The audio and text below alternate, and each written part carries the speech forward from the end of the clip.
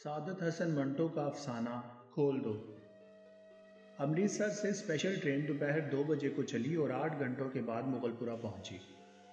راستے میں کئی آدمی مارے گئے، متعدد زخمی ہوئے اور کچھ ادھر ادھر بھٹک گئے۔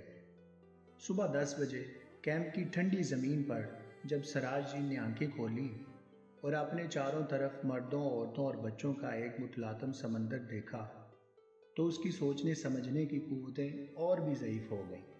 وہ دیر تک گدلے آسمان کو ٹکٹکی باندھے دیکھتا رہا۔ یوں تو کیمپ میں ہر طرف شور برپا تھا، لیکن بوڑھے سراج دین کے کان جیسے بند تھے۔ اسے کچھ سنائی نہیں دیتا تھا۔ کوئی اسے دیکھتا تو یہ خیال کرتا کہ وہ کسی گہری فکر میں غرق ہے، مگر ایسا نہیں تھا۔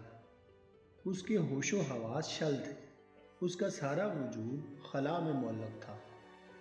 گدلے آسمان کی طرف بغیر کسی ارادے کے دیکھتے دیکھتے سراج دین کی نگاہیں سورج سے ٹکرائیں۔ تیز روشنی اس کے وجود کے رگ و ریشے میں اتر گئی اور وہ جاگ اٹھا۔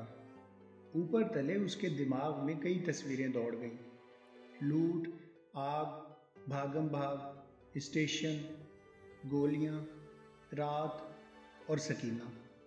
سراج دین ایک دم اٹھ کھڑا ہوا اور پاگلوں کی طرح اس نے اپنے چاروں طرف پھیلے ہوئے انسانوں کے سمندر کو کھنگالنا شروع کیا۔ پورے 3 گھنٹے وہ سکینہ سکینہ پکارتا کیمپ کی خاک چھانتا رہا، مگر اسے اپنی جوان اکلوتی بیٹی کا کوئی پتہ نہ ملا۔ چاروں طرف ایک دھاندلی سی مچی ہوئی تھی۔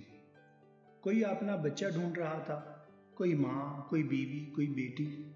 سراج دین تھک ہار کر ایک طرف بیٹھ گیا اور حافظے پر زور دے کر سوچنے لگا کہ سکینہ اس سے کب اور کہاں جدا ہوئی۔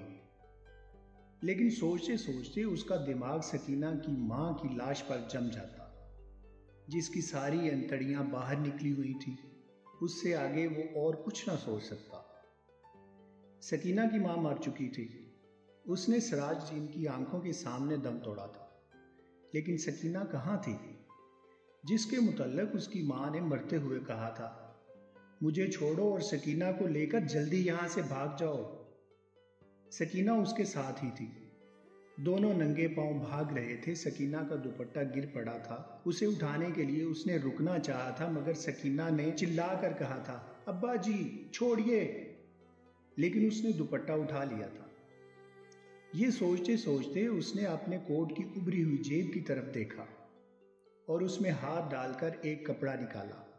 سکینہ کا وہی دوپٹہ تھا، لیکن سکینہ کہاں تھی؟ سراج دین نے اپنے تھکے ہوئے دماغ پر بہت زور دیا، مگر وہ کسی نتیجہ پر نہ پہنچ سکا۔ کیا وہ سکینہ کو اپنے ساتھ اسٹیشن تک لایا تھا؟ کیا وہ اس کے ساتھ ہی گاڑی میں سوار تھی؟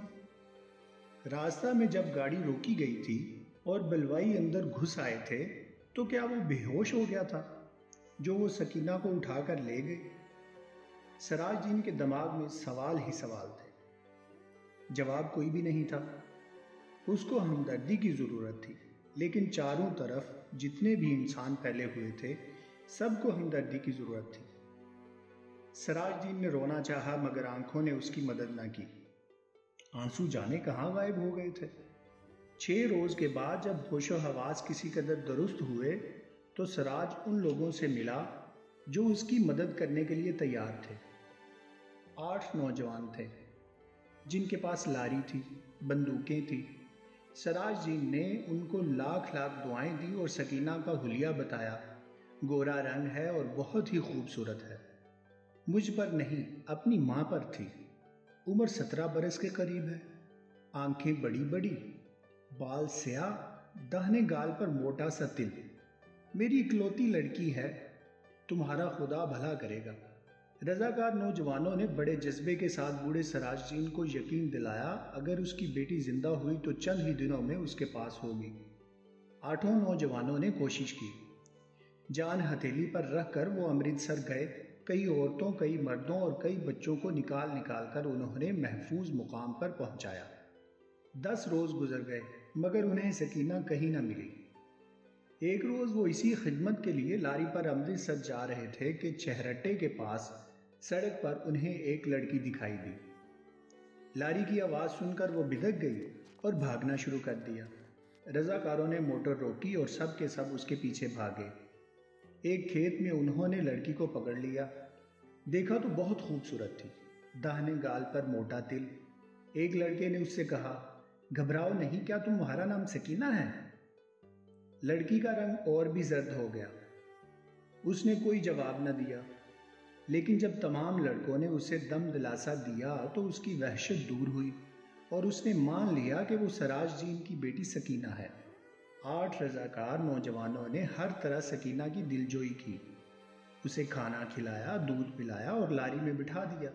ایک نے اپنا کوٹ اتار کر اسے دے دیا، کیونکہ دوپٹہ نہ ہونے کے باعث وہ بہت الجھن محسوس کر رہی تھی اور بار بار باہوں سے اپنے سینے کو ڈھانکنے کی ناکام کوشش میں مصروف تھی۔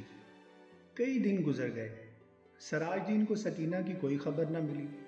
وہ دن بھر مختلف کیمپوں میں دفتروں کے چکر کاٹتا رہتا، لیکن کہیں سے بھی اس کی بیٹی کا پتہ نہ چلا۔ رات کو بہت دیر تک ان رضاکار نوجوانوں کی کامیابی کے لیے دعائیں مانگتا رہتا، جنہوں نے اس کو یقین دلایا تھا کہ اگر سکینہ زندہ ہوئی تو چند دنوں ہی میں وہ اسے ڈھونڈ نکالیں گے۔ ایک روز سراج جی نے کیمپ میں ان نوجوان رضاکاروں کو دیکھا، لاری میں بیٹھے تھے۔ سراج جین بھاگا بھاگا ان کے پاس گیا، لاری چلنے ہی والی تھی کہ اس نے پوچھا، بیٹا میری سکینہ کا پتہ چلا؟ سب نے یک زبان ہو کر کہا، چل جائے گا، اور لاری چلا دی۔ سراج دین نے ایک بار پھر ان نوجوانوں کی کامیابی کے لیے دعا مانگی اور اس کا جی کسی قدر ہلکا ہو گیا۔ شام کے قریب کیمپ میں جہاں سراج دین بیٹھا تھا، اس کے پاس ہی کچھ گڑبڑ سی ہوئی۔ 4 آدمی کچھ اٹھا کر لا رہے تھے۔ اس نے دریافت کیا تو معلوم ہوا کہ ایک لڑکی ریلوے لائن کے پاس بے ہوش پڑی تھی۔ لوگ اسے اٹھا کر لائے ہیں۔ سراج دین ان کے پیچھے پیچھے ہو لیا۔ لوگوں نے لڑکی کو ہسپتال والوں کے سپرد کیا اور چلے گئے۔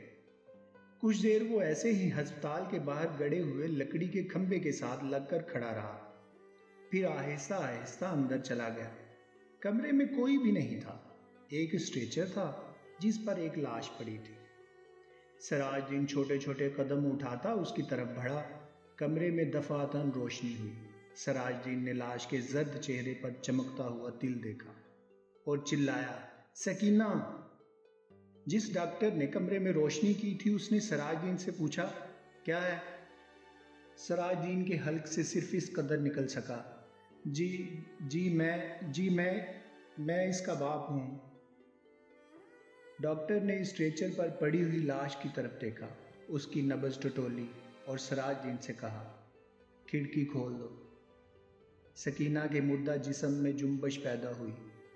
بے جان ہاتھوں سے اس نے ازار بند کھولا اور شلوار نیچے سرکا دی۔ بوڑھا سراج دین خوشی سے چلایا، زندہ ہے، میری بیٹی زندہ ہے۔ ڈاکٹر سر سے پیر تک پسینے میں غرق ہو گیا۔